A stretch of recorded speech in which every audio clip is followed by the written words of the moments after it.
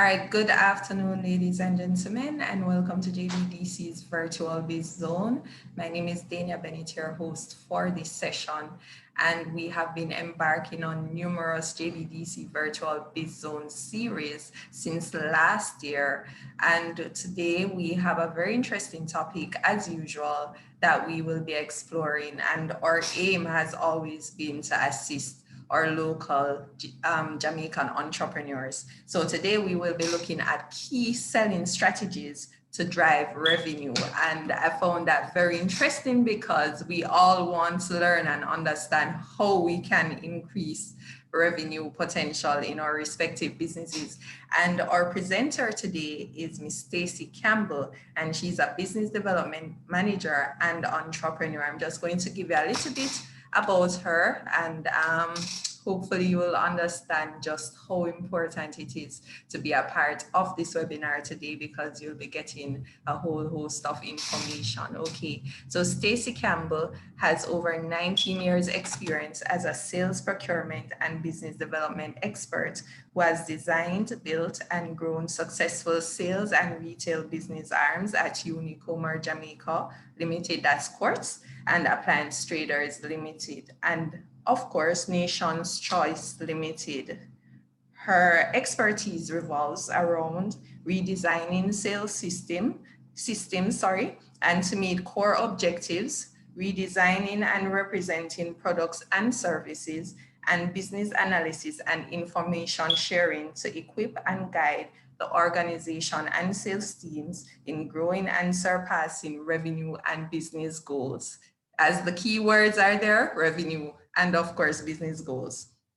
So at Unicomer, as product manager, Stacy formed part of a core team that was selected to develop and implement and integrate, develop and implement an integrated point of sale system that would be used in over 1,100 Unicomer stores in Caribbean, Latin and Central America, and the United States. While with Appliance Traders Limited, in the capacities of head of ATL home divisions and senior retail buyer and sales manager, she introduced the ideas of consultative selling, product development, and a transformation to a service-based sales culture. With her expert knowledge of the products, she was able to present solutions to the sales team, who in turn became value and solution sellers rather than sellers of products and services. In under 2 years, she grew ATL Home Division from contributing less than 30% of the company's overall retail revenue to an over 50% overall revenue contributor. Stacy joined Nation's Choice Limited in 2017 as business development manager to move the food distribution company forward in the exciting world of food revolution.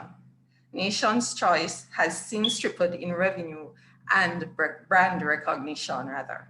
Stacy studied business administration at the University of Technology and professional management at Nova Scotia Eastern University, and lists her core strengths as business analyzing and repositioning, product development and management, sales and revenue growth. She's a mother of 2 girls and someone who loves and enjoys life, which to me is one of the most critical parts of her profile. So Stacy, a very special welcome to you. We're very happy to have you here today, and we are very interested to hear what you have in store for us. So I'll turn things over to you. Okay. I am here. Good afternoon. Thank you so much, Daniel. All right, turning over to you. Okay. Good afternoon, everyone. I want to take this time to thank Daniel for the introduction and to thank the JBDC family overall for the invitation to share on this platform. As Daniel said in her introduction, I have been in the business of sales for about 19 years and counting. Though, you know, I think I'm not looking too much more than 90. Started out with Unicomer. I started actually in food. Started with a company by the name of National Meats. Started as purchasing manager there. Then I went to Unicomer, which is Courts, as their purchasing manager for Jamaica. Then I transitioned to Appliance Traders, where I went in as product manager, head of the ATL home, and also sales manager. So in all of that, I have garnered a lot of experience in sales that I did not know before I went to Appliance Traders, because I'd been in product all along before. So I was like, I am not a salesperson, but you know, I realized when I was at Appliance Traders and at the urging and the prompting of the general manager then, who thought that I had it in me to be a salesperson. You know, then when I looked at it, you know, with the knowledge that I have in product, it enabled me to be what I think to be a very successful salesperson. Because, you know, what I've come to realize is you have to know what you are selling. You have to know your product or your service. You have to know it inside and out. And when you know it, you know all the features, you know the benefits. And that is how you can translate all of that benefit to the customer. Because what we have, no, we're not selling products, we're not selling products and services. Basically, you know, we are selling solutions. So once you can identify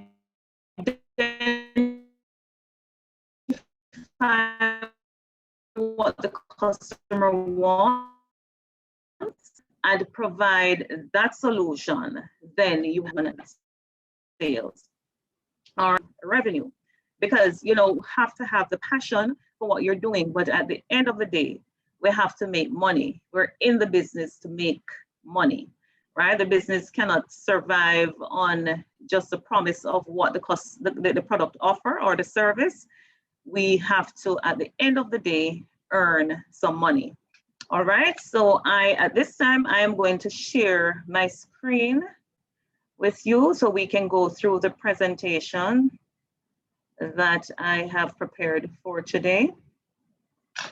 All right, so as I just said, what we're going to be talking about and delving into in a real and practical way are the key selling strategies to drive revenue. And sales strategies differ according to your business and what you want to achieve out of the business. So that is where we start when we think about selling strategies. Okay, so just to give you an overview of what we'll be doing today, you're meeting the presenter right now, Stacy Campbell, and we're going to be going through some different slides. And at the end of the presentation, you will have a chance to ask questions, and you know, I will endeavor to answer or to be available to you after to see how I can assist you in growing sales for your business. Because you know, it's really I'm really happy to see, you know, so many people who are interested in going into business. I remember when, you know, I was growing up and we were going to school, it was to go to school to study and get a job. No, that is not what is happening. There are so many potential and opportunities, and Jamaicans have become really entrepreneurial. Everybody has a business, or everybody wants to have a business. And it is possible. We can all have businesses. So we're going to work together today through these strategies. And I hope, it is my intention that we will take away some valuable insights from what will be shared today. All right. So what I believe is one of the primary element of being a great salesperson or to sell your products is you have to have some type of care or passion about what you're doing, right? I have this quote by Steve Jobs, and it says, if you're working on something that you really care about, you don't have to be pushed, the vision pulls you. And this is true. I am sure, you know, there are many of you in businesses that there is this thing that's just tugging at you. It is just pulling you, and you're passionate about it. When you go to bed at nights, you dream, you think about it. that is your passion, and that it will pull you, it will lead you into ways that you'd never thought you could before. So at the core of what we're doing, we have to have the passion, we have to have the love for what business we want to be, the products we want to be selling, the services that we want to be offering. Okay, as I say, it's not magic. It doesn't happen by magic. You're not going to just get up and sell something and it happens by magic. It takes planning, it takes persistence, and it takes passion. I think about those 3 P's when you think about business, you think about sales. You have to plan, you have to be persistent, and you have to have the passion. Really, what you have to do is fall in love with what you're doing, and that love will translate to the customer or the prospect. They will feel the passion, they will get it, they will catch that fire that is in you about the product or service that you are offering. All right, so we're here to talk about strategies, right? Before we can think about strategy, we have to talk about why. Why? Because any strategy at all, any kind of sales strategy that you will build for your business or use to build your business, it has to be, all of them have to be born out of your why. Why are you in this business? Why do I want to do this business? Why did I start this business? Okay. When you can answer that question, what is your why? Is it that you want to offer meat in an area? You want to have a meat shop? You want to be a dressmaker? You want to be a hairdresser? And what is it that you are going to be providing that will make you different, that will differ you from those other persons who are currently providing it? If you're coming up with something new, totally new, that's not being provided already, then you have to look now and find the customers for that product. But for the most part, a lot of us are going in businesses that in fields and areas that already exist. So there's going to be competition. But your why has to be, that will drive your strategy. Why are you starting the business? And over the years of being in business and speaking to business people who have started businesses, they will tell you that they started the business because there is something that they needed that they could not get. They could not find. I remember watching the documentary about McDonald's, the gentleman who took over McDonald's. He built it, the business built and grew, and he wanted to see so many McDonald's in different parts of the different states in the United States and different parts in the States, because when he was a mere salesperson and traveling about, there was nowhere to eat. He could not find any kind of fast food place like what McDonald's offered. From the one, they had only one branch, one store, and when he came upon it, he's like, wow, this can be a huge business, because when I go to different places, I'm on the road as a salesman. I have to be taking food in my thermos. This is something. So most businesses start because there is a gap, there is a need. Somebody wants something, cannot get it, and they say, you know what? Why don't I start a business? I have a friend who started a real estate, well, it's not really a real estate company, but he started an online business to sell real estate, to do real estate transactions. And that was born out of the need because he had some properties and he was trying to sell, and he had to be paying realtors a lot of the 3% commission out of his sales. And he said, why don't I start a real estate platform where I can get buyers and sellers to come together and, sell and do the transaction here? So As I said before, we have to know what is the why. Why are we starting this business? Why do we want to have this business, right? And from there, we can start to think strategy. How do we get the sales? All right, so let us look at a definition for a sales strategy. What is really a sales strategy? In a nutshell, a sales strategy is really how do you get your products into the hands of your customers at a price? That is really what it is. So I have a definition on screen that says a sales strategy is a documented plan for positioning and selling your product or service to qualified buyers in a way that differentiates your solution from your competitors, right? It is critical because we can't go out and be selling this very same thing that 3, 4, 5, 6, 10 other people are selling. The same thing, the same way. You can see that you're going to have some challenges in terms of selling, because what it will come down to when you're selling the same product, you're not offering anything different. They can get it here, they can get it there, they can get it everywhere. It becomes a commodity item. And so when an item is a commodity product, the only thing that differentiates you is price.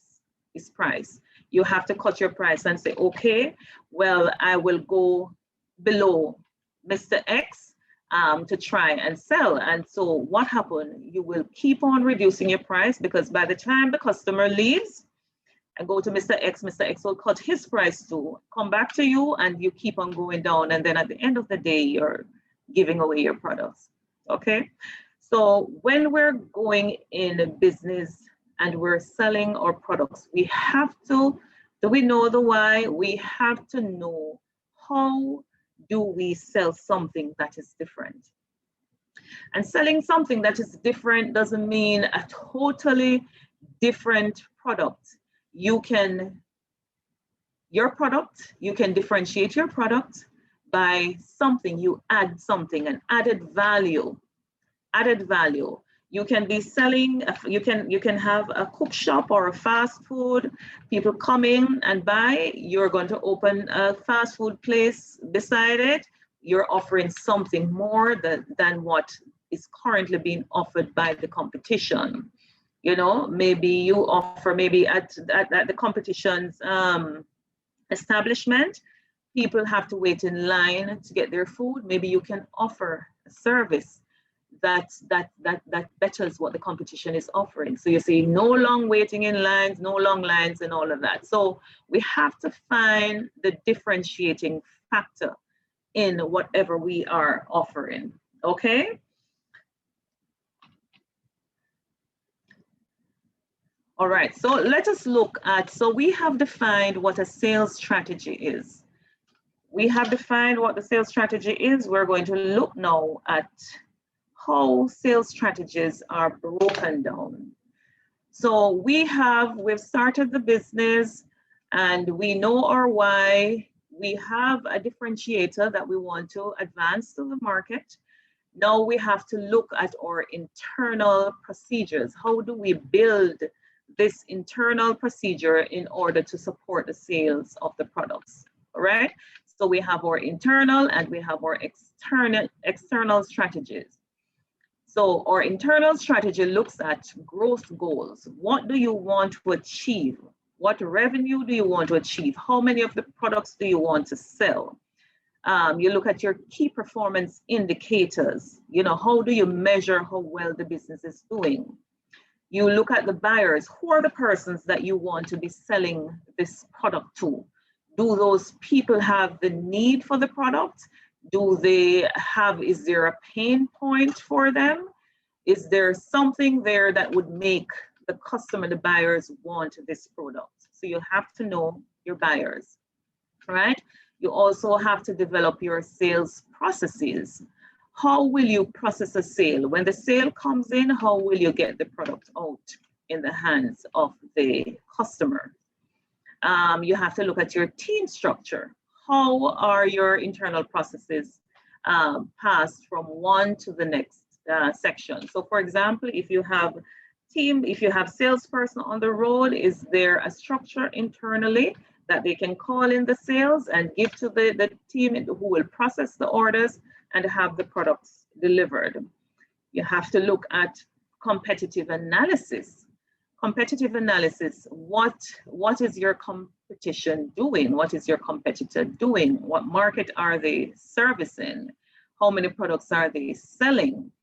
And this is one of the things we did when we were in the very energetic, at the time, retail business, when we were Courts, ATL, and you know, we're there, and you go and check and see what your competition is doing.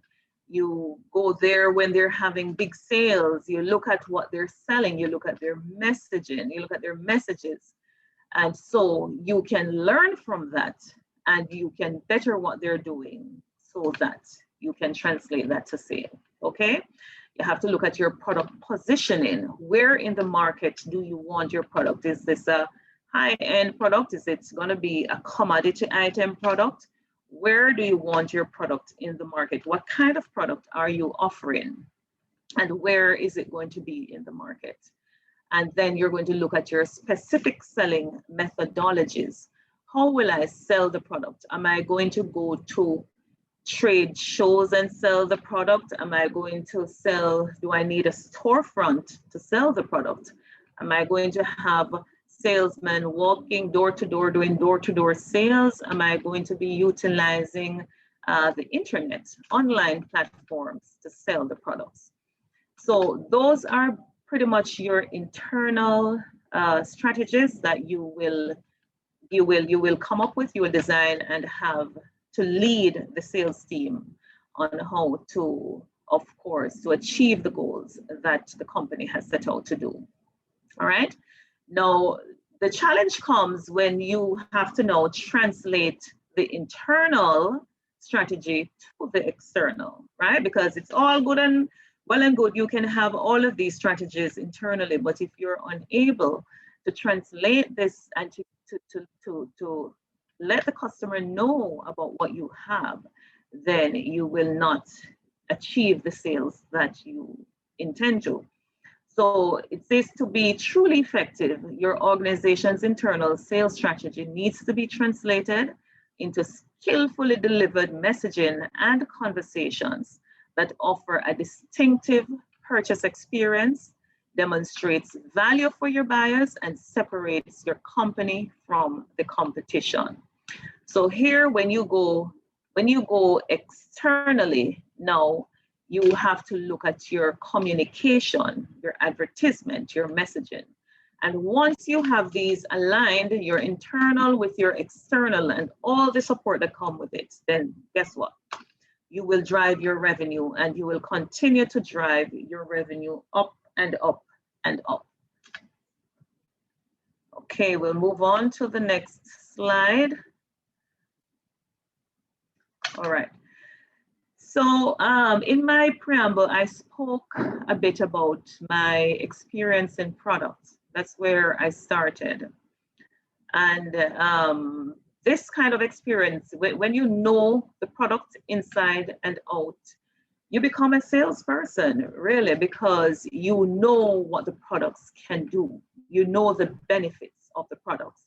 And that is what you need to sell products now. People are not just coming to buy something because they want to know what's the benefit of it, right? And by knowing your product, you will be able to convince the customer that this is the product that he or she needs, right? So you need to know your product. You need to know your market. What market are you playing in? Who are you going to be supplying? Are you going to focus on a small niche market to start, or are you going to go mass market? Because all of that comes with different kinds of messaging when you are going to be selling, supporting the sales of your product. Know your market, know your customer. You have to know your customer. Who are you selling this product to? Because different people, your language and the way you communicate and tell about your product vary according to the person that you're speaking to. Okay, so know your customer. When I worked with courts, we had basically mass market customers. So we did the advertising that we did, and we grade our customers into A, B, C, and so on. So we knew the customer grouping that we were advertising to, and so we were able to build all the marketing campaign, all the messaging. The products that we supplied were directly for these customers because this is what they wanted, what they could afford, and this is what they can appreciate, right? When I were playing in a different kind of pool, because there were now what we call the A customers, who were the majority of the customers at Appliance Traders. These kinds of customers take a different kind of messaging. The same message that you use for the mass market, you cannot use for them. There are different ways to reach them. So to successfully translate internal strategies to winning a core, these are the pillars on which your business is built.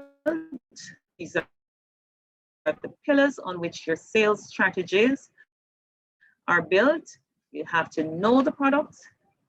All right, so now we're going to look we're going to delve a little bit deeper into the keys to developing successful selling strategies to drive revenue. And as I said, sales strategies vary according to your business and what you're doing. These are just some keys, but these are some of the more common ones, the ones that you really need in order to achieve your sales quotas, targets, and to build your revenue. Okay, so number one, we have to build a powerful value proposition in your messaging. This is what are you offering? What are you offering that your competition is not offering? You have to be giving something else, because if it's the same old same, people are not going to listen and they are not going to want to make the decision to buy. So for example, when we think about Uber, and I think everybody knows about Uber, when Uber came around, there were taxi services in the United States. And now Uber is all over the world, right? There were people, that's an era that wasn't new in terms of what it was offering. It was offering taxi services, right? So when they came around, they came up with a different message. They came up with a new and different message. And it was that the message and their value proposition was that Uber is the smartest way to get around. One tap and the car comes directly to you. So they pretty much use an IT, from an IT perspective, and built a taxi service. And as I said, Uber themselves they don't own a taxi themselves, but they were able to go into the business and now is the biggest taxi service company, right? So you have to have the message of what you are offering that your competition is not offering. And as I said to you before, it's not that you're going to necessarily have to create a whole new product or service. You can go right in the same areas that are currently being offered, but you have to have a value proposition, okay? And as I said, a value proposition is really what you are offering that the competition is not offering. 2, you have to create the urgency to change. You have to create the urgency to change, right? So you have to let the customer know that there is a need to change, and a change now. So for example, you're talking to you're selling computer products, for example. And one of your prospects is a university student who probably is experiencing some kind of challenges with maybe the computer is older and slower now. And they're contemplating it still works and all of that. You as a seller have to let the prospect know that, now is the time to change, because, this computer will help you. A new computer will help you to be more efficient at your work that you're doing, will help you, all these benefits. And maybe also it's that you try to push also, because we operate in an environment where prices change so frequently. We have exchange rate issues and all of that. So you create that urgency that maybe next week, and these are using facts, these are not making up stories to tell persons. This is using facts to say prices are changing. One of the things that we use here at Nation's Choice with our sales team, and they utilize when they're speaking with their customers, we give a lot of information to them. So we let them know what is happening on the international market in terms of product availability and pricing and exchange rate movement. So when they go to the customer, they can say, you know what, instead of buying 10 cases of oxtail this week, maybe you want to buy 20, because prices are going to go up. The product is not available. The rate of exchange is climbing. So you want to do that now. You want to make that purchase now. So you really have to create an environment where the prospect know that, okay, I have to make this decision now to change. I have to make this purchase now. Okay. All right. So the next key is telling compelling, memorable stories, right? Jamaicans are storytellers. We have lots of stories to tell. And so we want to build in the whole sales process. When we're talking to our prospects, when we're talking to our customers, we want to tell them stories. We want to say why they need to purchase and what might have happened. For example, last week I was approached by one of my insurance advisors. Well, she approached me from, I think, last year, but I've been kind of, contemplating a policy. She went ahead, however, and she signed me up for the policy. But I was thinking and saying, you know what, I don't need that policy, and that's extra expense every month and all of that. And she called me and she said, you need to take the policy because, and she went ahead to tell me a story. She said, the policy she's trying to sell me is personal accident protection. And she said to me that she has clients who have other policies, maybe disability policies, and, met in an accident. She told me specifically about one specific customer of hers, client of hers. And she said he met in an accident. He was in the hospital. He was not disabled, but he didn't have coverage for his time in the hospital because he didn't have this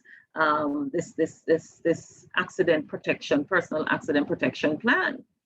And she said, let me tell you, he was so sorry. And she went into details as to what happened because he didn't have the plan.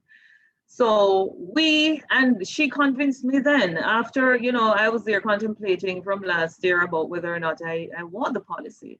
She convinced me by telling me the story, because then I could relate. I could say, oh my God, what if something happens and then I'm in the hospital and I would want that coverage. So she told me a very compelling and memorable story. And so that translated into sales. I said, okay, go ahead, write it up, I'll take it. So we have to tell stories. We have to. When we are number 4 says, speak to the deciding journey, not the sales process. We have to look at what will make the person make the decision to purchase, right? We have to look at it. We have to help customers decide to buy by addressing their specific needs. Example, if you're prospecting a wholesale shop, okay? So I give you an example because I'm in the food business, meat business right now, and I have my sales reps will go to, they'll be prospecting a new customer, and they will go to the customer, or maybe they want to sell something else to the customer, and they will say, another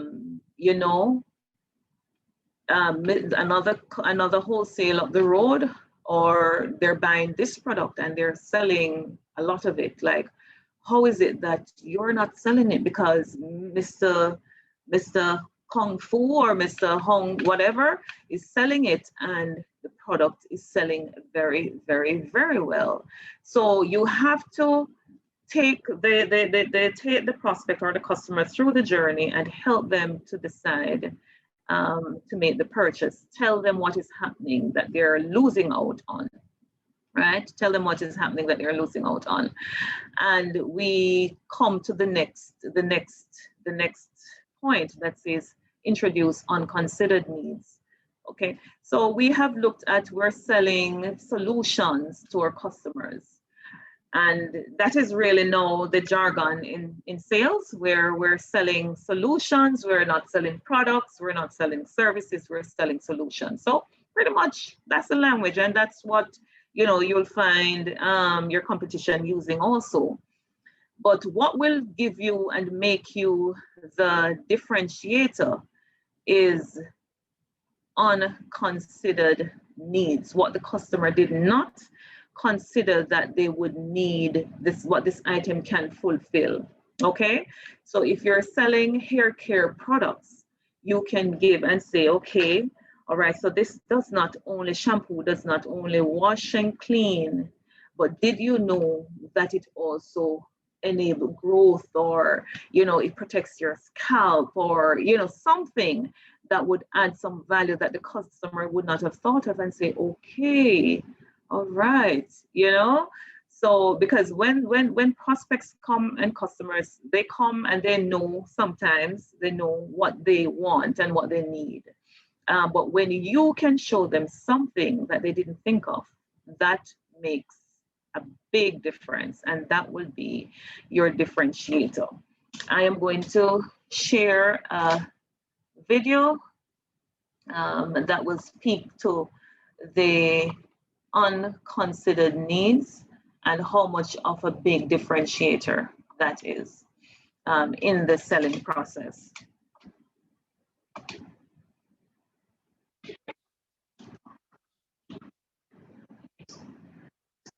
Dania, can you confirm if you're hearing audio?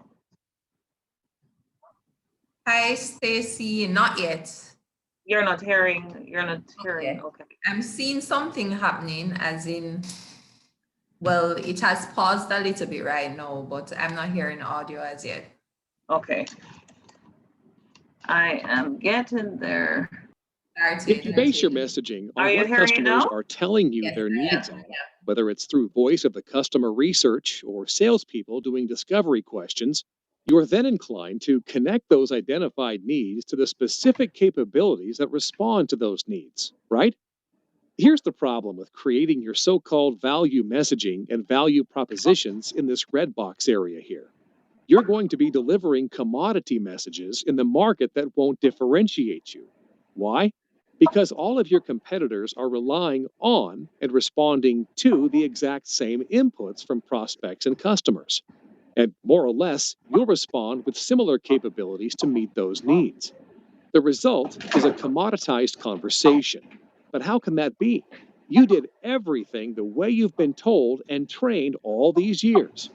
Sadly, for all that effort, your prospects and customers will see little difference, and they'll become very indecisive or decide there's no urgency to change. Or if they do actually make a decision, they'll turn to the one place they can make some differentiation and try to get you to lower your price. What happens next is that you start a desperate search for differentiation. And the typical go-to move for companies is to start introducing what you believe to be strong capabilities of your company that are outside of the red box story. These are unknown strengths to the prospect, which you start introducing into the story and calling them your value-added services. Value-added services are supposed to be the key difference makers that separates you from your competitors. But there's just one big problem with these so-called value-added capabilities. Your prospects don't hear your message the way you intend it. Decision-making research identifies something called choice overload. So, in this situation, what really happens when you introduce these additional value-added capabilities is that the customer perceives them not as value add, but instead they perceive them as adding cost and complexity, the exact opposite of what you intended. To create a sense of urgency to change and a strong preference for you and your solution, you have to get outside the red box. You need to introduce your prospects to unconsidered needs. These are problems or challenges where they're unaware that the issue exists, or they undervalue the size and speed of the issue and its potential impact on their business. This creates a sense of urgency to change and creates a context to introduce your unknown strengths. Now, your prospect has a reason to care about these strengths. They go from not adding value in the red box to being invaluable when told in the green box story, where the unconsidered need leads the way. We call this area your distinct point of view. It's here that your message and customer conversations can create unexpected urgency to make a change and show unique value by amplifying the need for the underappreciated strengths of your organization. Unfortunately, most companies are stuck in the red box, but that's where corporate vision. As the clip shows, we have to really differentiate what we're offering to the customers. What is it about our products? We have to up our game. As we say, we have to up our game. We have to look at what our competitions, what they're saying about the products, the similar products that they're offering. And we have to use that knowledge to up our game, to make sure that we highlight or we build into our products or services that which take us that much further than what anybody else is offering. All right, so my next point on my keys to developing successful selling strategies: align sales and marketing. Okay, so we have to think about sales and marketing, and we have to be on the same page. Whatever the marketing message is saying, that's what the salespeople must be saying. What we're saying about our products in our marketing language and communication, that is exactly what the salespeople must be saying. In some companies, we have these two separate departments, and sometimes we find that one is saying one thing and the other is saying another. We have to get everybody on the same page. So we have to think of marketing of sales as a storyteller and marketing as the story builder. So marketing is building the story and sales is telling all about it. So we want to look at how do we market the product so that sales can get the sales when they go to the prospect. They can use this messaging that's out there, because the marketing would have already started to sensitize people about the product and what is happening. And so when sales gets in, then they can say convince further with the language. And how do we get this message out there to our customers via using the marketing platform? There are so many different platforms available on the internet. We have all kinds of online platforms that we can utilize to get the message out there about our products. And one of the greatest things about them is that a lot of them are free. We build our Facebook page about our business. We invite people to like your page. You build up the number of persons who visit your page. Then you can message your product on Facebook. You have Instagram. There are so many small businesses. There are so many large businesses who market their products on Instagram.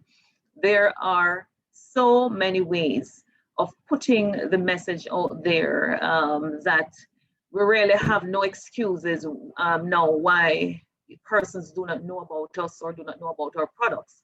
So we have to utilize these platforms when we're building our sales strategies so that we can use them to market our products, to tell people about our products, who we are, what are we doing, what is the value that we're adding, what is the value that we're giving to you when you would have made the decision to purchase from us, to purchase this product. You can use emails, you can send email blasts, you can do Google ads, you can do all kinds of stuff.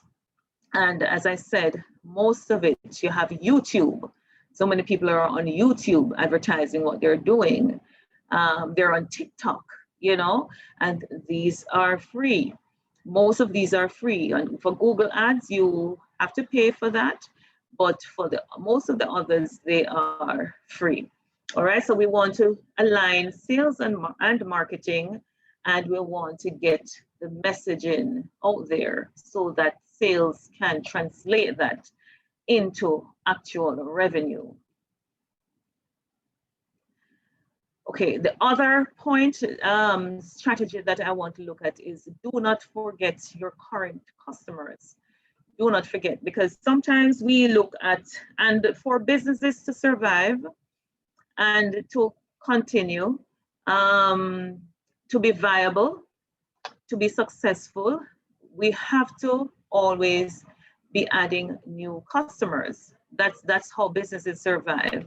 But as we're adding new customers, we must not forget our current customers.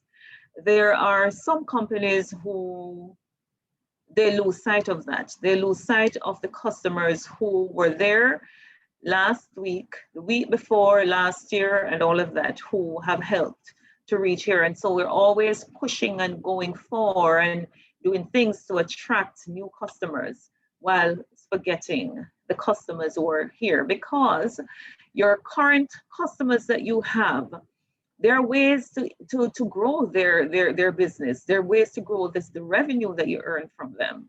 So for example, at Nation's Choice, we look at our customers and we look at some of the top products that we sell. And though they have been our customers maybe for a year, 2 years, a couple of months or whatever, are they buying these products? Can we increase the number of items that we're selling to them? Can we increase the amount of what we're selling? So if we're selling 10 cases of fish, can we increase it to 12? We have that conversation with the customer on how is their business? How is your business growing? How has it grown?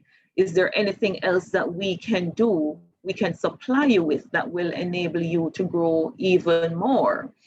What can we do to get you to grow more? So we have to keep our current customers in focus. We have to keep on growing what we're getting from them. We have to keep them as part as we continue to build the business. We have to keep them as important factors and pillars in this growth as we're looking for new customers, as we're looking to grow. We have to keep our eyes on the current customers. Okay, and then the number 9 is enable ongoing situational training. A part of the internal sales strategy that we do is to train our sales staff, right? Or sales, if we're the salespeople, if we're business owners and we're the ones selling, we have to ensure that we have the relevant information and the training that is required to deliver the message to the target audience. And we also have to ensure that we have ongoing training because situations change. We can't have a one-size-fits-all kind of approach when we're selling a product. So if this is the way we sold someone last week or the week before, maybe that won't work for this new customer that you have. So you have to look at it and see how you need to be flexible, right? You have to be flexible as a salesperson when you're approaching your prospect. So I have sales reps who, when they visit customers, for example, one told me that there is a customer who likes to watch sports, cricket. So when he went to visit the customer was so engaged in what they're doing. Now, the message, he went there to sell a particular product, but he had to quickly change the way that he was now going to deliver because he could not go and interrupt this gentleman watching his sports because, you know, he was so caught up in what was happening. So what he had to do is to join him in starting to talking about sports and, you know, and being enthusiastic with it for him, or when his team is losing, to be there and share in that kind of emotional journey with him as he's watching. And then when he gets the chance to, when he sees the opening, then he can slip in and say, okay, what do you think about so-and-so? Do you want to have so-and-so this week? Last week, I saw you bought this and you bought that. Do you want, I have this and I can sell you. So you have to be flexible in your approach when you are approaching, when you are communicating or doing your messaging, when you're selling to your customer or to a prospect. All right, so these are basically the 9 key factors that have been found to, I utilize them as business development manager. And as I guide the sales team, I utilize these strategies in getting them at the end of the day, which is what we are here to attain and to achieve, is to make the sales quota, to sell the products. So these are some of the strategies that are employed. There are others, and I'm sure you have employed others in your journey as a business person, and there are others that you will come across that will enable you to build successful strategies that will help you to deliver your products to your customers. Okay, now we want to look at the salesperson, because we can build all the strategies that we want to build in the world unless the salesperson can translate this in a way that connects with the prospect or the customer, then all of that will amount to nothing. So the salesperson is extremely important, is a very important person. Having been in organizations, I always think of the salesperson. When I think about a human body, I always think of sales as the blood, the driving force behind that thing that gets you going and that you need to survive, to push and to fuel the business. I think of sales as the all-important for driving your business. Without sales, the business is going to die. So we have to focus on, we have to pay keen attention to our sales persons. And in the whole training process, we have to highlight some of these personas that they need to take on when they're going out to sell our products, right? So one is that the salesperson has to be pleasant. I always think, and as I've looked at salespersons all throughout my journey, I've noticed that salespeople are always optimistic. They're always upbeat. They always look successful. There is something about, they always look effervescent. They light up a room. They come in there and they light up a room. So if you cannot, even if you're having a bad day, if you cannot present this kind of persona, then you are going to have some challenges in selling. So a salesperson has to be pleasant. You have to be infectious with that smile, or you know, the personality. The salespeople have to have that big personality. So when they go in, you know, they're memorable. People will remember them.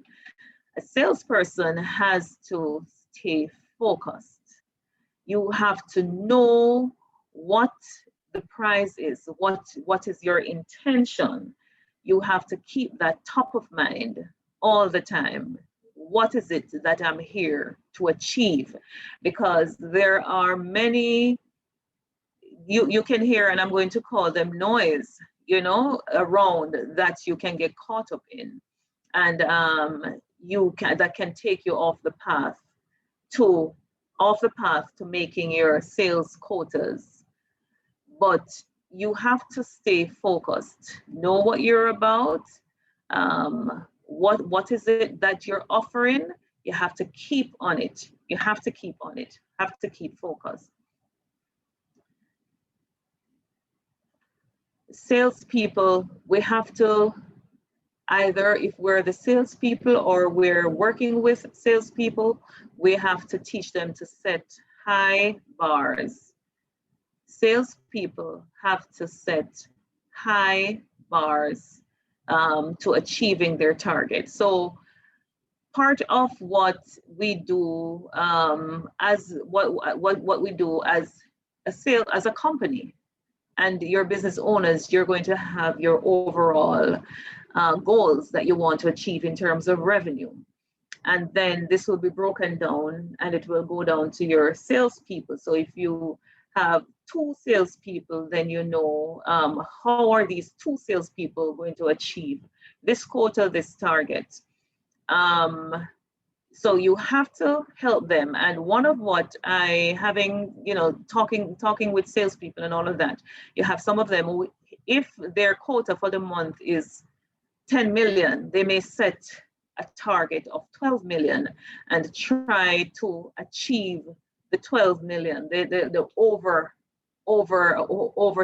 set an over target, so that if you fall, so you're always going for higher than what you really need. So set your sales bar very high. The other area that a salesperson must be focused on is the use of data and information. You have to use the information, know what your competitors are doing. You have to know what is happening in the market, and you have to utilize this data to make decisions, that will result in sales. So as I mentioned before, we share lots of information with our sales team here at Nation's Choice. And one of our sales reps, she called me one week and she said she went to a customer and we had increased prices.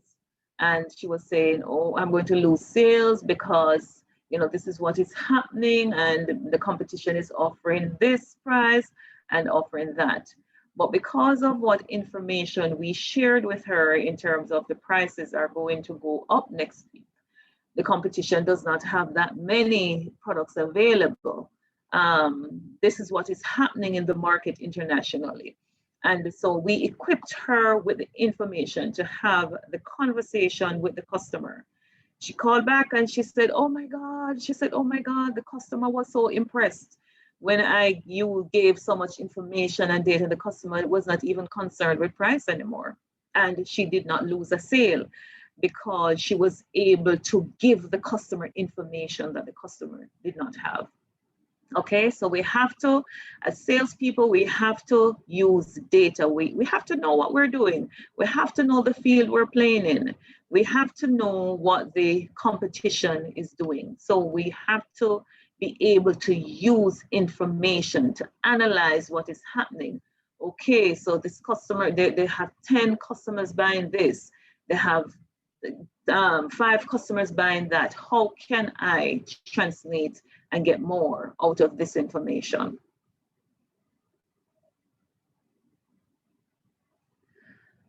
Okay, so sales people also don't be negative. They need not to be negative.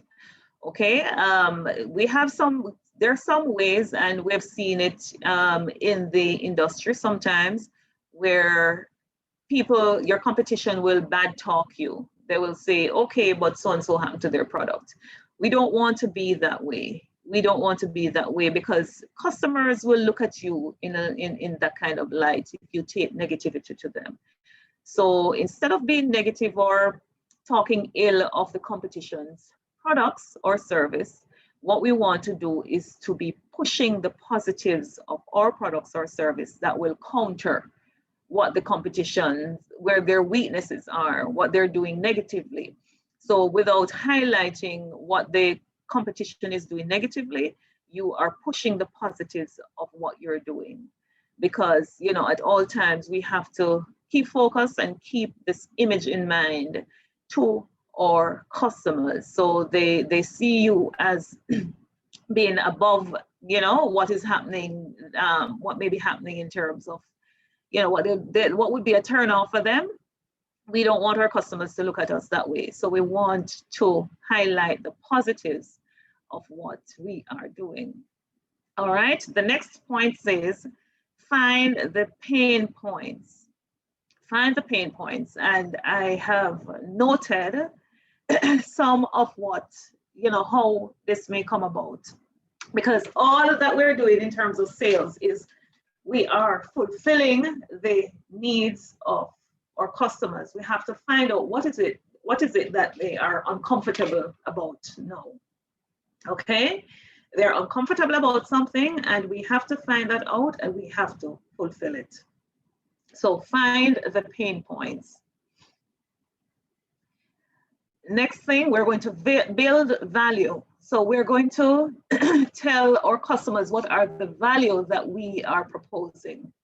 The value of our products, so we're building value. We're saying this is what you're getting from what we are offering. Again, you have to do your research. We have to know what is happening in the market. We have to know what the competition is doing. We have to be armed with the information so that we can have the conversation with our customers. And we have to, as I mentioned before, we have to adopt a flexible approach. We cannot be hard and fast with what we're selling. We have to meet the customer where they are. So as I gave in the example, if you go to visit a customer and this is what is happening, we have to be flexible in how we put across the message to the customer. And last but not least, we have to handle rejection gracefully. We will hear as salespeople and as business people, we're going to hear no's. We're going to hear no's. There are some people who we're going to approach that's just not ready to purchase, and they will come across as rejecting what you're offering. It doesn't mean that what you're offering is not good. It could also be an indicator that you need to look at what you're offering and see if, you know, if there's anything that you can fix, or maybe something you can up in terms of how you're delivering about what the product you have. But it could also mean that the customer, what you have is great, but the customer is just not at the point of purchasing. And so they will come across with a no. But don't be turned off by that. Don't be turned off. We have to, as salespeople and business people, we have to be able to handle rejection gracefully. And also, when you handle a rejection gracefully, you could set yourself up for future purchases, you know, future sales from with the customer. So as I said before, maybe they're not ready at this moment, but they can be ready in the future. So you want to make sure that however you handle this no at this point, it leaves an impression to the customer or the prospect that when they're ready to purchase, they will say, okay, I remember so-and-so had offered it, and let me go and check them out and make the purchase. Another point on this section in terms of the salesperson and how they execute the strategies, they have to be upfront with pricing.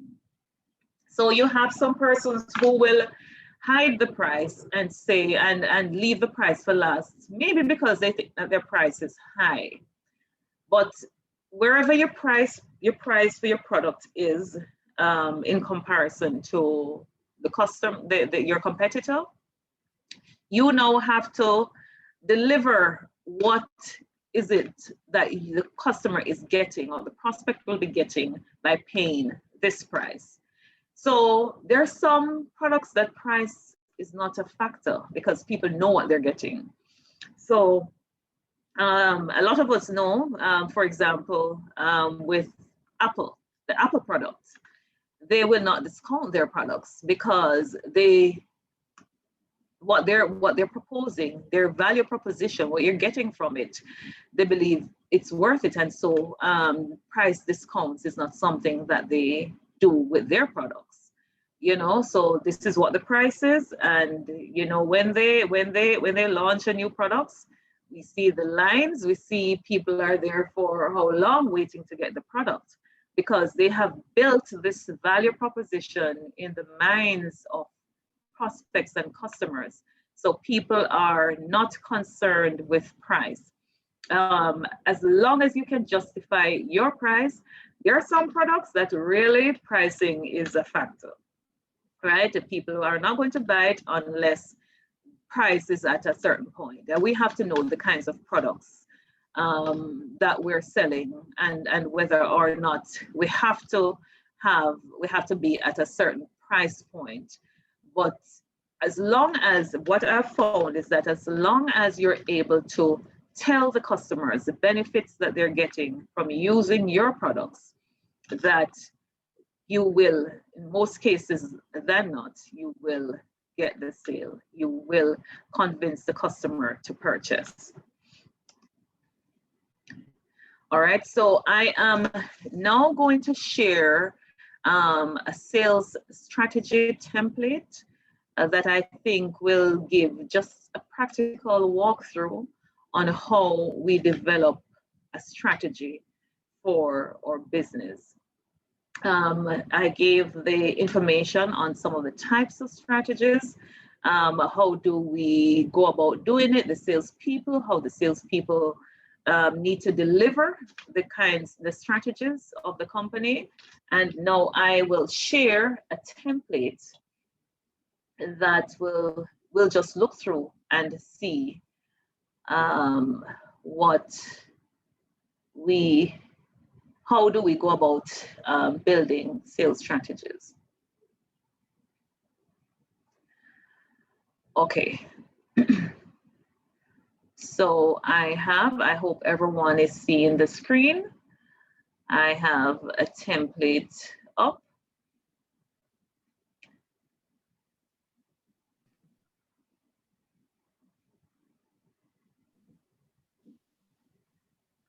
We are seeing the screen. You're seeing the screen? Okay, great. All right, so we have a template that we will go through, and it will just kind of recap what we have been talking about so far, what I've been talking about so far, in terms of how do we develop our selling strategies to increase and grow our revenue.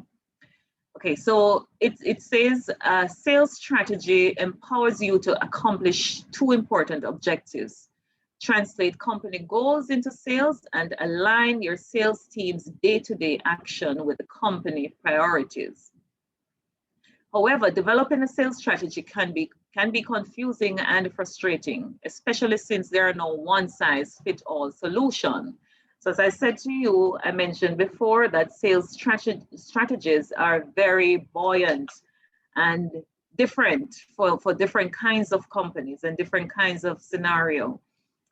So we can look at some of these that will help us to build our sales strategies. It says develop SMART goals. Okay, a successful sales strategy begins with solid goals. Goals should be specific, measurable, attainable, realistic, and timely. That is deadline based. You want to achieve X by this date. Okay, you want to achieve this. And most businesses, well, businesses have their monthly and their yearly sales target, weekly, daily even, so that you have something to measure your performance against.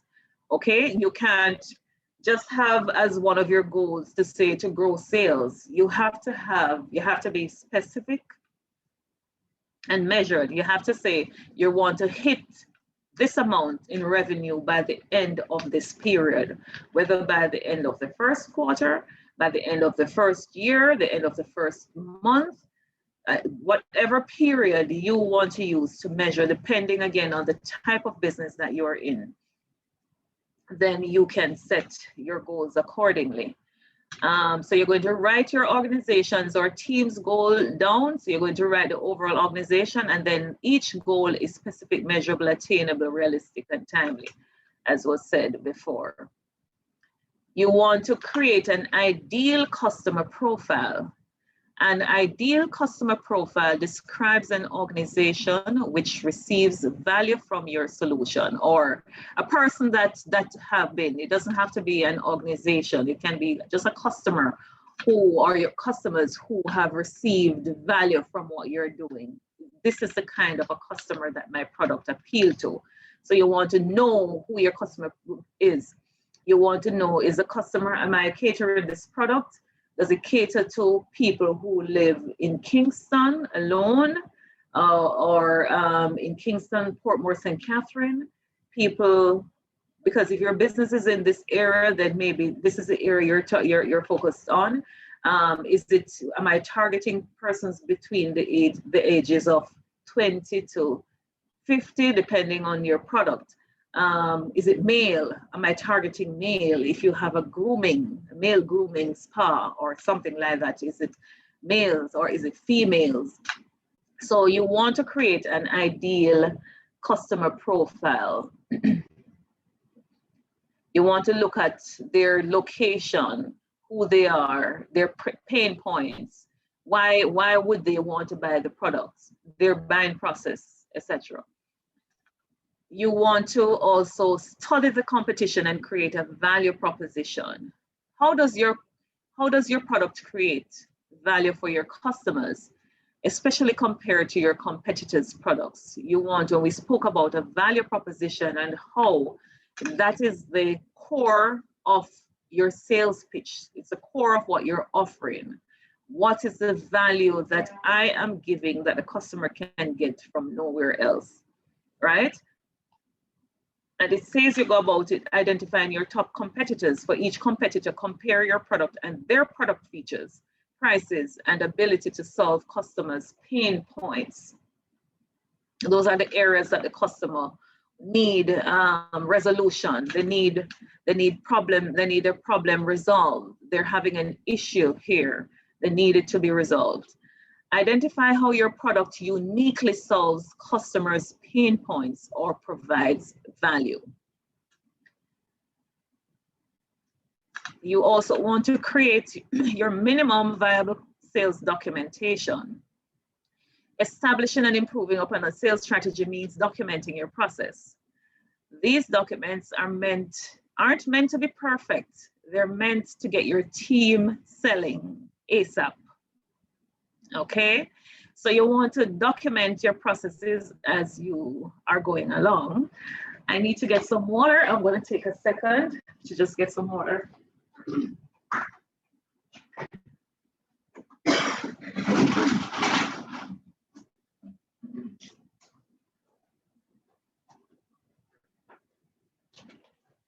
Okay. So whether or not your sales documentation is going to include a sales phone script, you design a script, whether you're going to get your sales people, they're going to be calling customers and this is what they're going to be saying about the product. Also, email templates. If you're going to blast out emails to a set of customers, you want to have that template documented so that it is sending the message that you want to get out there. You also want to have an objection management document. So salespeople know how, whenever they have objections, how do they maneuver? how do they get past some of the objections? There are some of them that will not result in sales at all whenever customers are objecting, and no amount of management of that will make them change their minds, because there are some customers who are just not ready to purchase. And that is why knowing your customer is very critical. Knowing what stage they are, can they afford the product? Are they ready to make the purchase? Do they need it? It's very important in the process. Each week or month, the sales team updates each document with new insights. So this is a working document. This is a document that is not fixed. You continue to update it as you have more information that can enable the sale. You want to keep updating the document. All right, so when you're hiring, and we spoke about the salespeople, the traits of salespeople, you have to hire the sales. If you have to hire salespeople, or if you're doing the sales yourself, you have to meet certain criteria, right? You have to create an ideal sales rep profile, list the attributes that you want your sales reps or salesperson to have. Or even if I said you are the business person, you're doing the sales, you have to list what is it that you need to highlight, what you need to build on in order to sell. Develop a process to assess candidates' traits and skills. This is when you're hiring, you have to be able to assess how your salespeople are doing. And you grade them and keep, so you have an idea. So whenever you're going to hire again, you said, okay, this is the person I'm looking for.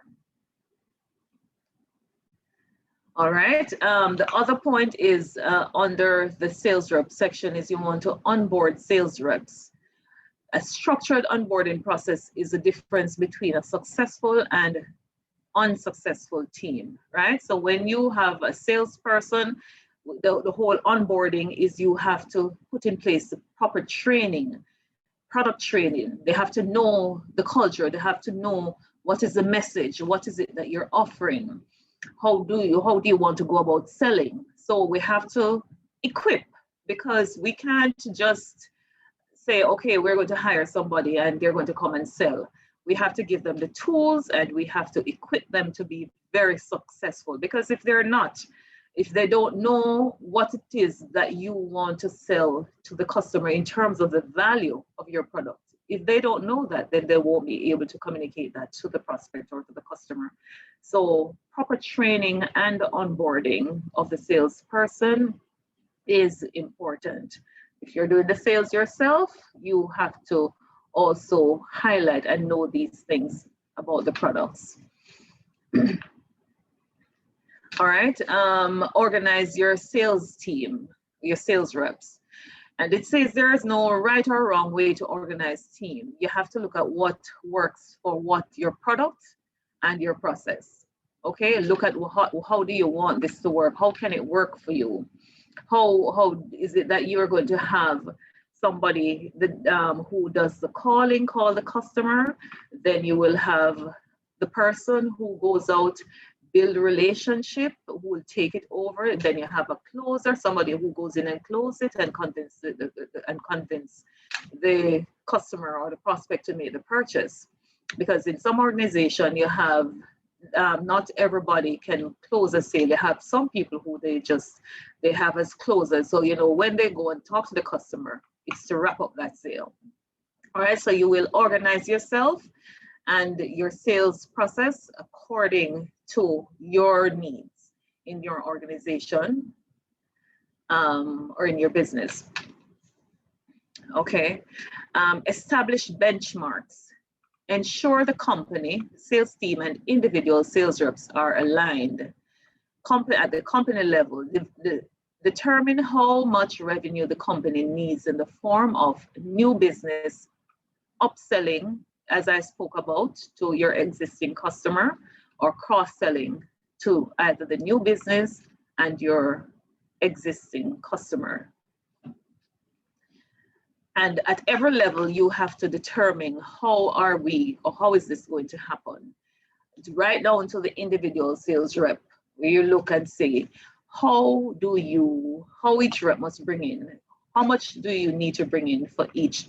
How much do you need to bring in for each month, each quarter, etc., of new business and upselling to customers? So in this organization, we have a monthly incentive where reps earn a certain amount for bringing in over a set amount of customers. So if they bring in over 5 new customers, they earn maybe 10,000, 20,000, or whatever it is.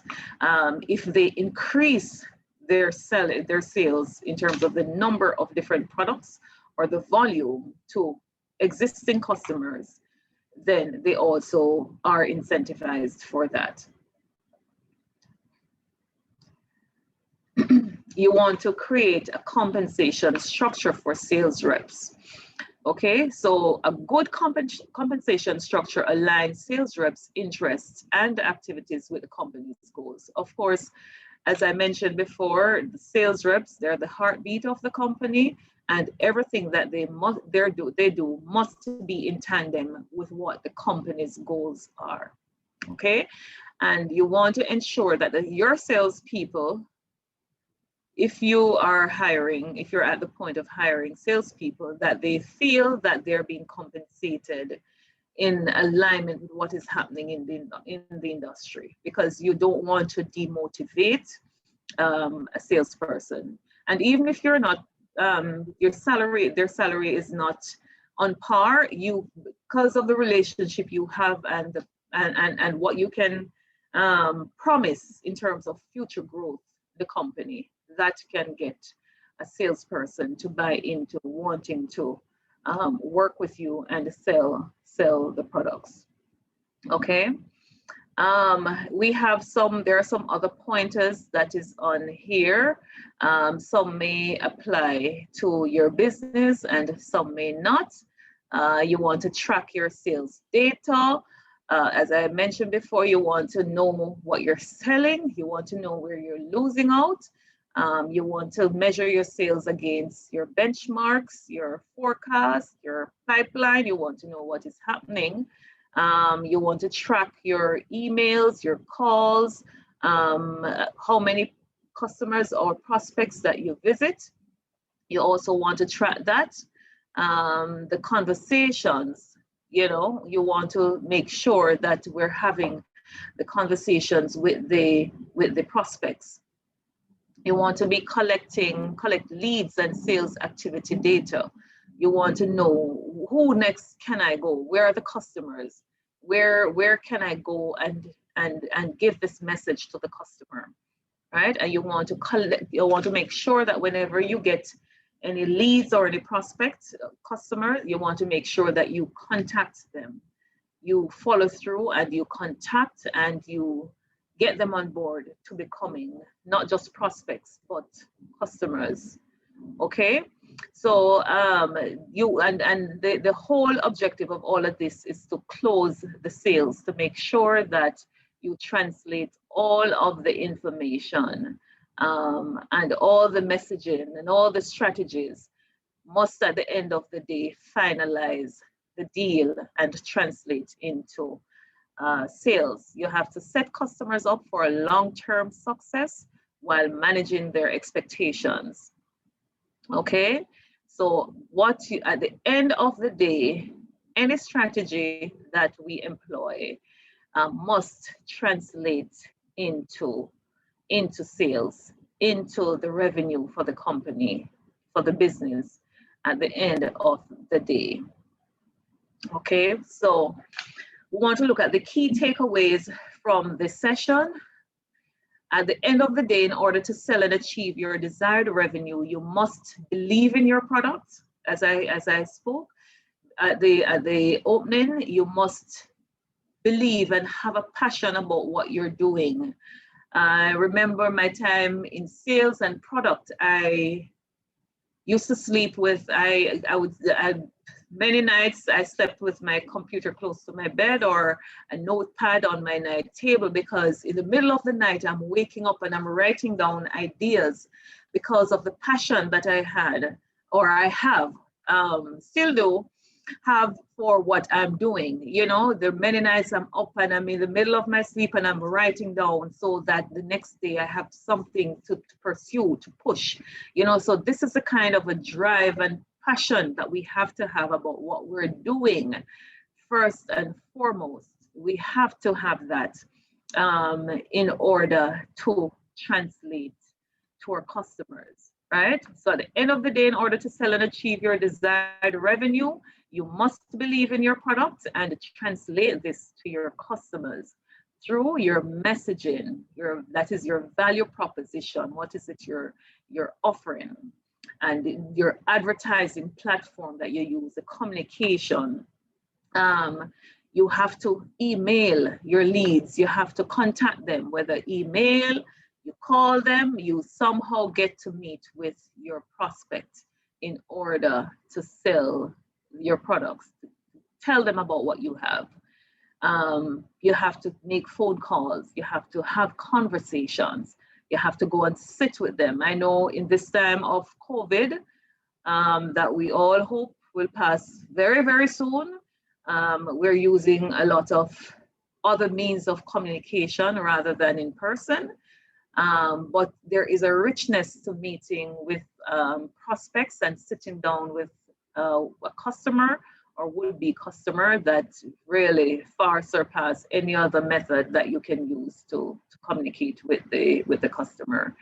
But until then, pick up the phone, have conversations, you know, and use the online platform, meet with the customer, speak with the customer, and learn what you can from every interaction and develop an understanding of what motivates your customer to buy or not to buy. At the end of the day, that is where you must have a knowledge of what is it that really gets my customers to buy. Okay, in my experience right now, one of the value propositions that we make to our customers is that if you order your products today, you will get it tomorrow. And sometimes, no matter where you are in the island, we'll be there first thing. First, we'll be the first person that you will see, or the first deliveries that you will get. That is a value proposition that we offer to our customers, so they know at any time they can call and they can make orders from Nation's Choice, because Nation's Choice will always deliver on time. They won't have to wait the next day and be calling and wondering what happened to their orders. They know if you order today, you will definitely get it tomorrow. Okay, so that's it in a nutshell. In terms of how we put our selling strategies together to increase our revenue. I thank you so much. I hope that what was shared here today, that there are some takeaways that can assist in your businesses, in your new business or existing businesses. And I have my contact on screen that you can email, so I can assist in any way that I can going forward. But this is it for the presentation. I know Dania spoke about questions. If there are any questions that I can assist you with today, I'm now open to doing that. Thank you so much for your time, for listening. Stacey, thank you so much. A very comprehensive presentation. I learned a lot myself, and your participants have really benefited from the information that you have shared. So, as Stacey said, any question? Let me see in the chat. Okay, I'm seeing where Dwight Clark has said, yeah, man, very good. Okay. All right, so I am checking the chat to see if we have any more questions. All right, I'm seeing where Brandon Clark has said, good afternoon. Good afternoon. About SMART goals. About SMART goals.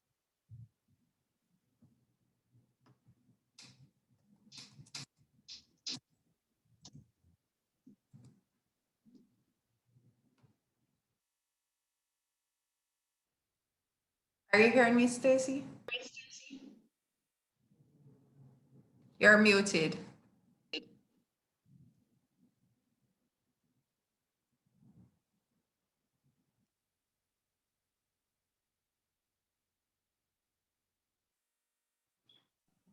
Okay, my apologies. My apologies. Can you hear me now, Daniel? Yes, I'm hearing you now. Okay, yes, I'll share the document with you on the SMART goals. Okay, all right. Okay, I'm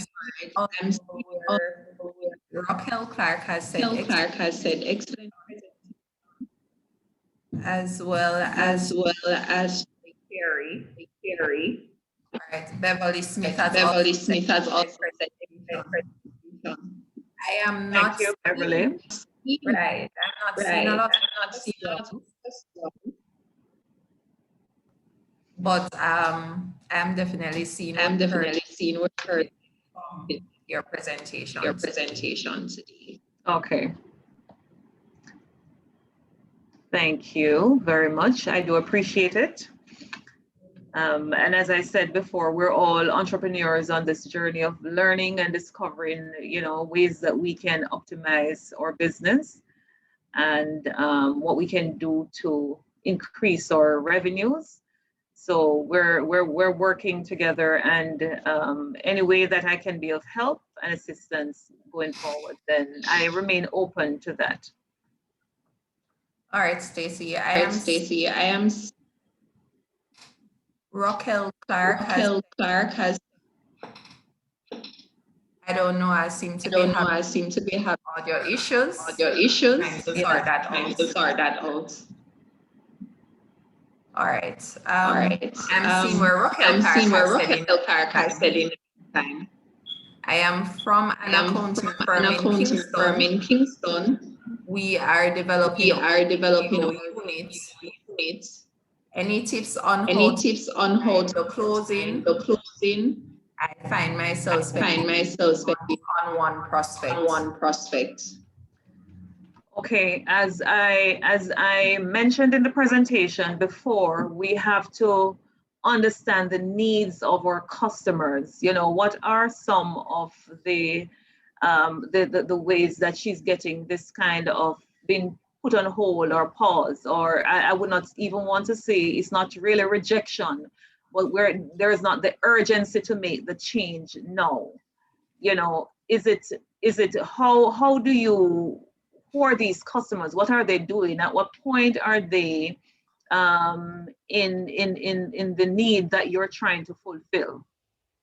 Where are they in it? How can they, what is it that you're offering that will help them to be better than they are now? If they made the investment in it. So in order to make, we want to up on the point that I mentioned about the urgency for change. That is it, where she has to do the research to know their needs, to impress upon the customer this need that needs to be fulfilled now.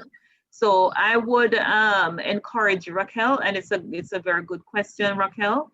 I would encourage you to understand a little bit more about your customer, the prospect, so that you can meet whatever the need is that the customer has, and really stress upon the importance for change now, for the urgency for change. I hope that assists. Or Raquel, you could also email me so that we can look at more specific ways on how we can get you to close at a faster rate than you are now.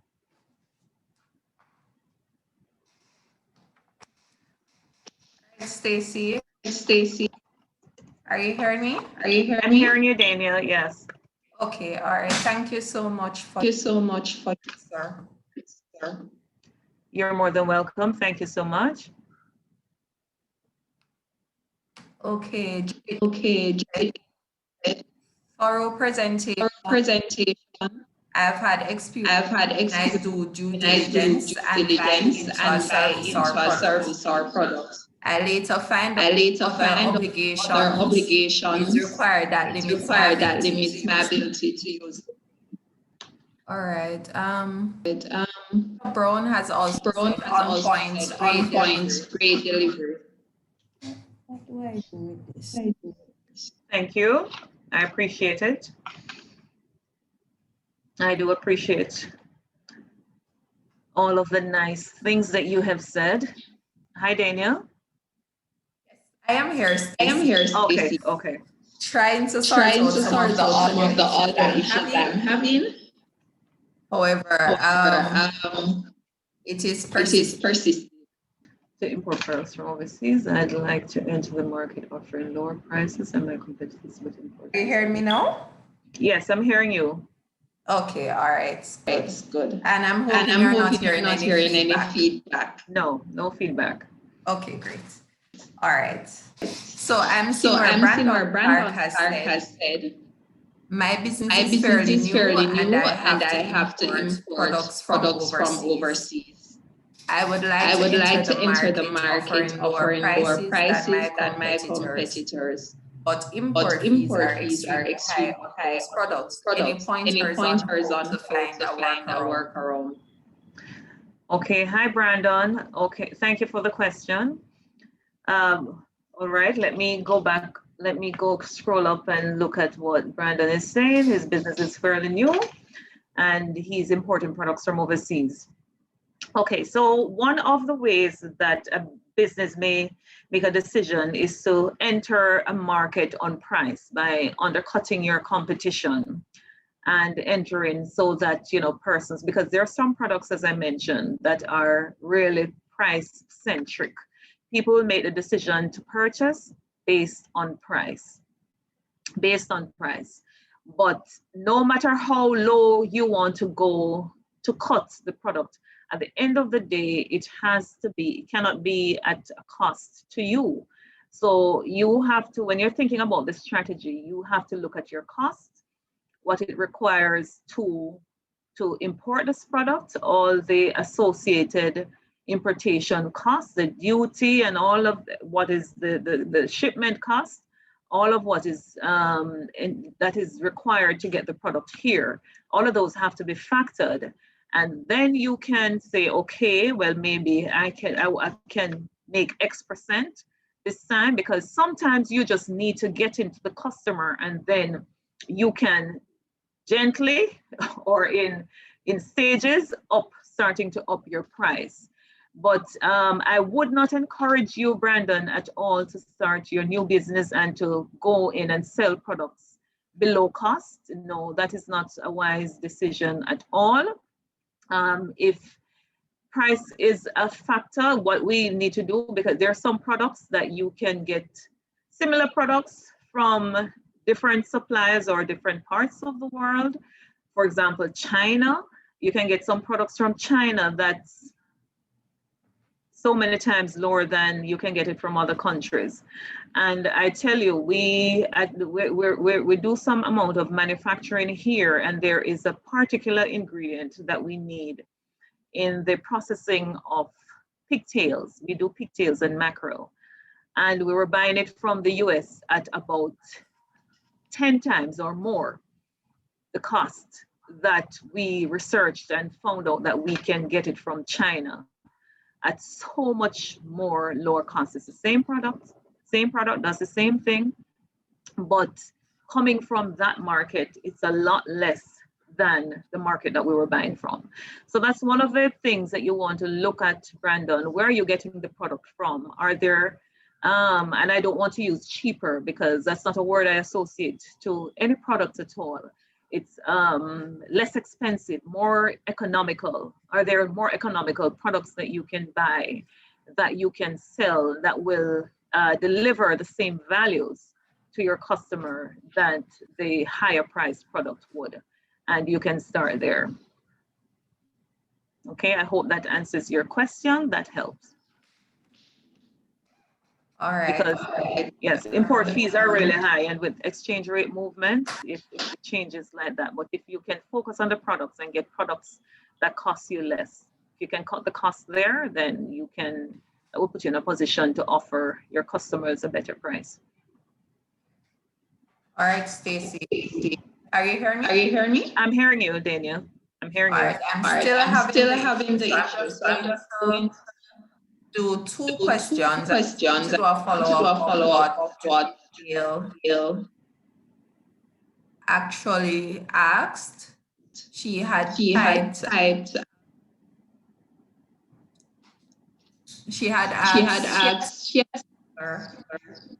thorough presentation and experience when I do due diligence and buying a service or product. I later find out other is required limits my ability to use the same. She was asking what strategy would you encourage guys? Okay, I didn't hear you well. You went in and out, but I'm searching for that's who is asking that question. Is it Judith? Yes, Judith Gale. Okay, so she was saying, I've experienced when I do due diligence and buy into a service or product. That question?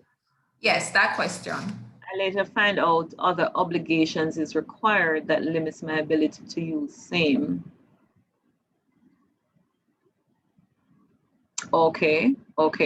So she's asking a question from being a customer.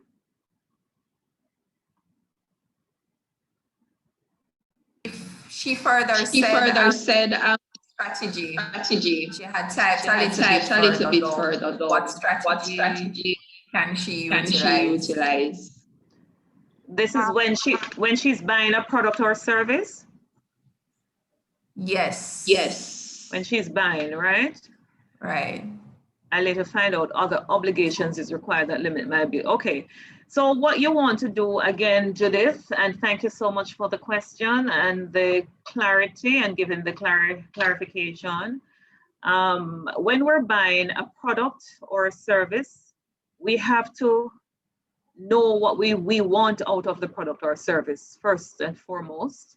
We have to ask the relevant questions of the seller about the product. Then we have to ask, are there anything else that I need to know about this product or service? Is there anything else that will be required in order for me to utilize this product? Do I need to have the internet? Do I need to buy a power cord? Do I need to buy batteries?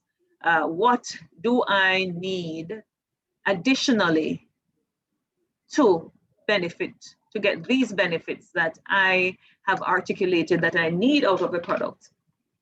Is there anything else, any add-ons, anything else that I need to purchase, I need to invest in, I need to activate in order to get the true benefit out of the product? So it's a matter of asking the questions, Judith. It's a matter of finding out, reading about the product, doing your research, look online, see what other people's reviews about the product. When you purchase on Amazon, you can scroll down. Most of these platforms, when you're purchasing, you can scroll down and look at what other people think about the product, anything that you're buying online. And so you can see what are the pain points or what are the issues that they had with the purchase, so that you can then ask those questions and make sure that you're getting out of the product or service that which you desire. That which you desire. Okay, I hope that answers Judith's question. All right, let me take it from here. Yes. Daniel. Hopefully I won't have the feedback. And I'm actually hearing myself as well. So I'm having that. All right, so I'm gonna hand back over to Stacy and ask that if you have any comments, anything that you can share with the audience. And then we can wrap it up because the feedback is really bad. Okay, okay. All right. I'm just scrolling to see if I see any other questions. Custom fees here in Jamaica. Okay. One from Brandon. Clark. Right. I see Brandon is saying, I'm getting the products from China, which is fairly cheap, but my challenge is the customs fees here in Jamaica. I guess in this case where I can't control the prices, I can't find a way to add more value to my products. Okay. So there's nothing that we can do to change what the custom and government fees are. We can't change it. We can't go around it. We can't unless our broker advise us that our products may fall under a different tariff code, a lower tariff code that attract a lower duty. And this is something that you can explore. And it's legal. I remember when I worked with National Meats eons ago, and we would import poultry. We imported chicken leg quarters from the United States, and we discovered then, I think, with conversation with the broker, that if you inject the leg quarter with a little marinated salt, just salt and water, then it falls under a different tariff code that says it's marinated meat. And so it moved the duty from at that time, it moved the duty from, I think, maybe about 120% to 5%.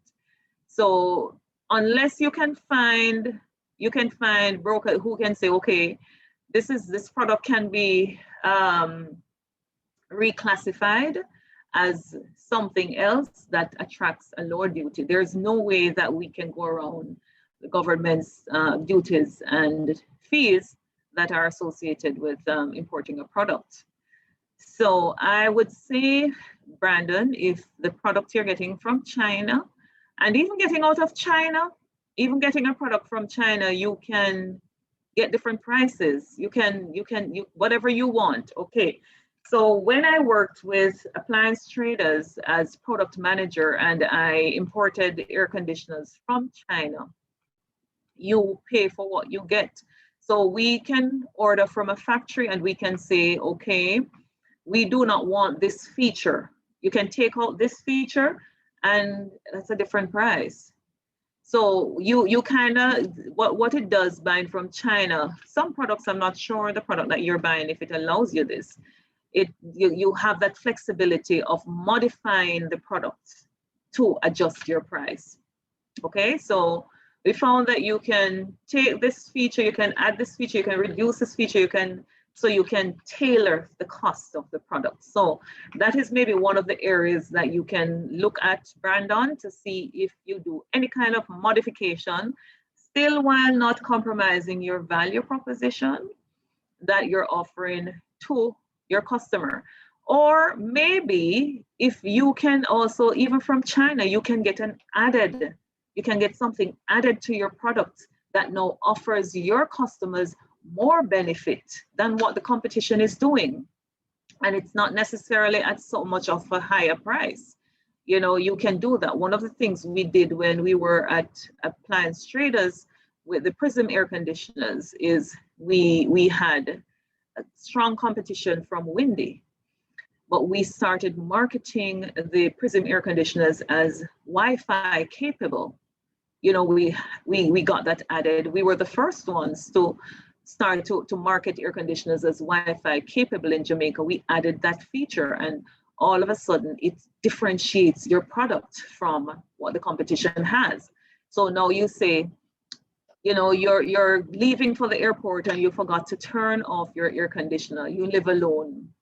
You must make your flight from your phone at the airport, or when you're in another country, you can turn off your air conditioner.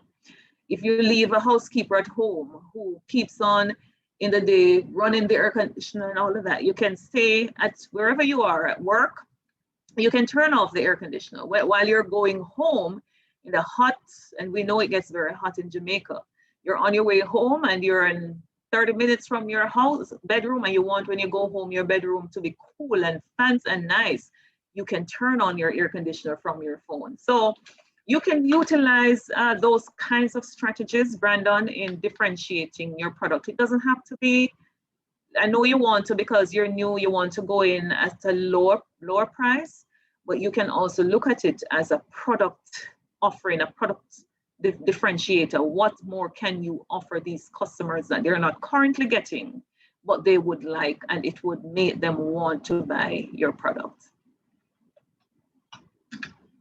Okay, I hope that answers Brandon's question. All right, thank you. Thank you. Stacey, if you stop sharing your it should stop giving us the feedback. Okay, all right. Let me stop the share and let's see what happens. Okay. All right. Yes, we're back. It's better? Wonderful. Oh my God, yes. That's good. All right, it's okay. All right, I am not seeing any more questions in the chat. So again, I'm throwing back to you because we are indeed over time. Just want everyone to know that this presentation was recorded, and so it will be available on the JBDC YouTube channel at JBDC Jamaica. So persons can go there at any point in time and watch this presentation or any other presentation that you have missed. Any final comments, Stacey? I want to thank you. Thank you again, Dana, for your assistance on the presentation today, and to thank the entire JBDC family for the invitation to share. I'm happy to be on this platform to be able to share some of the information that I've garnered over the years of being in business. And as I said, it's not by magic. It doesn't happen by magic, nor this session will just magically change. But you can learn from it, and as you go, it's a work in progress. You work on your business. You understand the market that you're in. You understand your products. Focus on your product. What's the best way that I can present my product? How can I differentiate? What can I make the customers feel that they're getting from my product that they're not getting from somebody else's product? You know, you have to look at it and push that. And as you mentioned in the introduction, when I was with ATL Home, that is what I did. I focused on it. What can I offer my customers that they're not getting from somewhere else? You know, and so we offered them, we made it look okay. ATL high end, you can get these quality products at the price that, you know, similar price that the competition has. You can come and you can shop, you know, in comfort. You can come. So you look at how we can educate our sales reps better about the products. You have seminars, you train your sales reps. How can I present? What's the best way? Because our focus should always be on the product, right? You should always be looking, and when I say product, I mean product or service. How can I make this product or service beneficial to my customer, right? We should not just be focused on pushing products on customers, just selling. We have to push the benefits in a true way, in a real way. You have to have that natural passion and that need to really want to solve some of the issues that the customers have. You know, you want to supply, you want to provide the answer, the benefit, the help.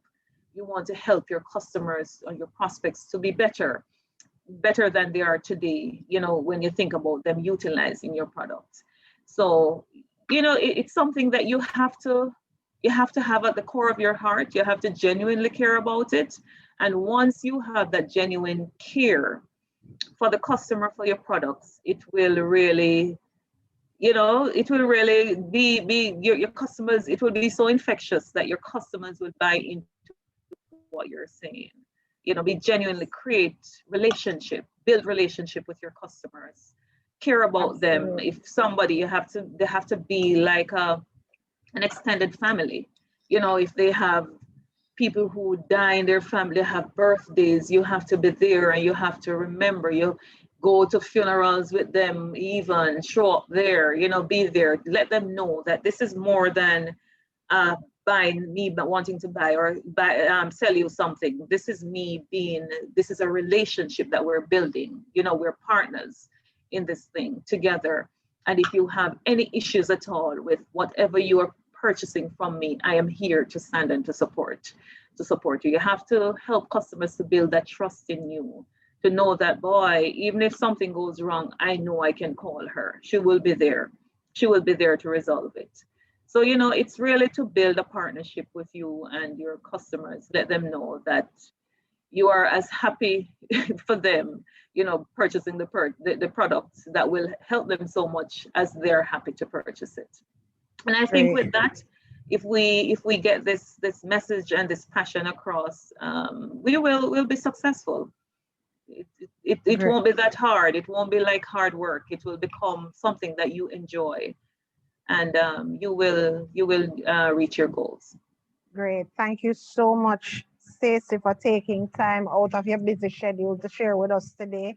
Thank you also for the wealth of information that you have shared. This was indeed an enlightening and educational session. For me, I am not a salesperson at all, but I feel like I could take on some, I feel like I could take it on a little bit, but I'm gonna take my time because you don't want to be in a situation where you're totally out of your depth. But this was indeed a very good presentation. I just also want to use this opportunity to remind our audience that though we're working from home, JBDC officers remain reachable. You can contact us at 876-928-5161, and it goes up to 5, or send us an email at info@jbdc.net, and someone will get back to you.